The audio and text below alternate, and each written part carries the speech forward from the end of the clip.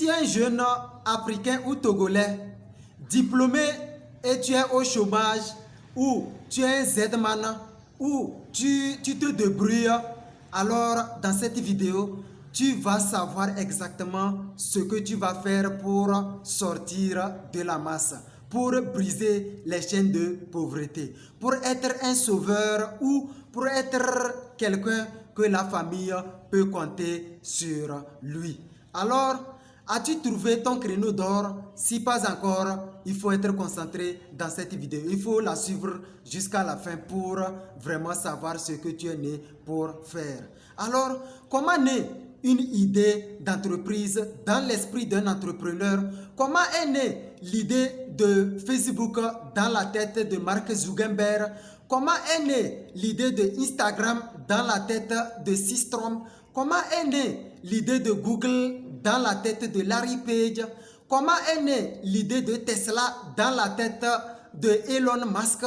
Comment est née l'idée de Alibaba.com dans la tête de Jack Ma? Comment est née l'idée de Amazon dans l'esprit de Jeff Bezos?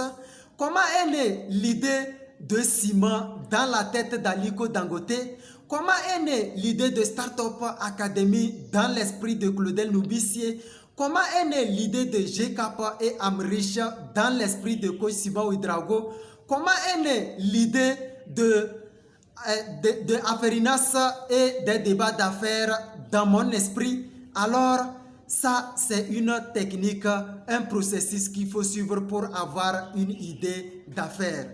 As-tu l'art de la recherche et d'obtention d'une idée d'entreprise qui va te rendre multimillionnaire après 5 ans et 10 ans de bataille? Si tu ne le sais pas, je vais te dévoiler ça ici. Pour avoir une idée d'entreprise florissante, il faut tout d'abord trouver un problème qui mine la société. Il faut tout d'abord trouver un besoin non satisfait qui va de mal en pire. Pour trouver ton créneau d'or, il faut te baser aussi sur ta créativité et pas la créativité en ex nihilo, en s'inspirant vraiment de ce qui a été fait et tu vas innover. Ici, je parle de l'innovation. As-tu la capacité d'innover les anciens produits, les anciens services qui ne satisfont plus les besoins des clients actuels? Alors, voici les pistes. Et pour trouver une idée d'affaires, j'entends dans la bouche des gens qui conseillent les jeunes qu'il faut qu'ils lancent leur entreprise sur la base de leur passion. Moi, je viens pour vous dire que si tu veux vraiment lancer une entreprise qui ne va pas fonctionner, une entreprise à laquelle tu vas fermer les portes après quelques années, il faut la créer sous la base de ta passion.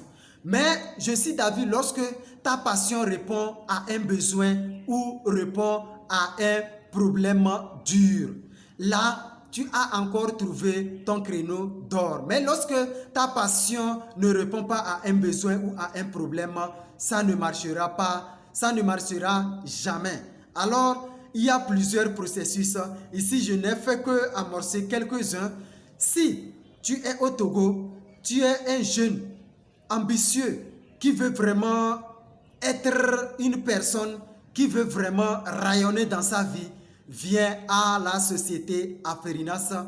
À la société Aferinas, je peux dire c'est le temple des futurs entrepreneurs, c'est le temple des conférenciers. Ici, nous sommes là. Ici, c'est le temple même des perles rares, c'est le temple des PDG, c'est le temple des coachs. Ici, tous ceux qui interviennent ici, tous ceux qui encadrent les jeunes ici pour qu'ils deviennent des entrepreneurs, eux tous ont des entreprises. Alors si tu viens ici et que tu n'as pas ton entreprise, on ne doit pas t'admettre à transmettre tes connaissances aux jeunes. Pourquoi? Parce que ici, c'est la pratique entrepreneuriale. En entrepreneuriat, on n'improvise pas.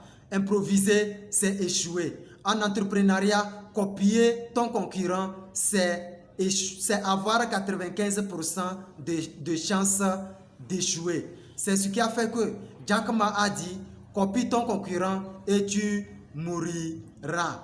Ici, je t'ai démontré un peu quelques canevas pour trouver ton créneau d'or. Je n'ai donné que quelques-uns. Mais si tu veux aller en profondeur, viens à la société Aferinas. La société Aferinas se trouve au Togo, à Lomé, au quartier Lomégan. Et vive Aferinas, vive la jeunesse créatrice, réalisons ensemble. C'est Wembie Padanada Pakedou.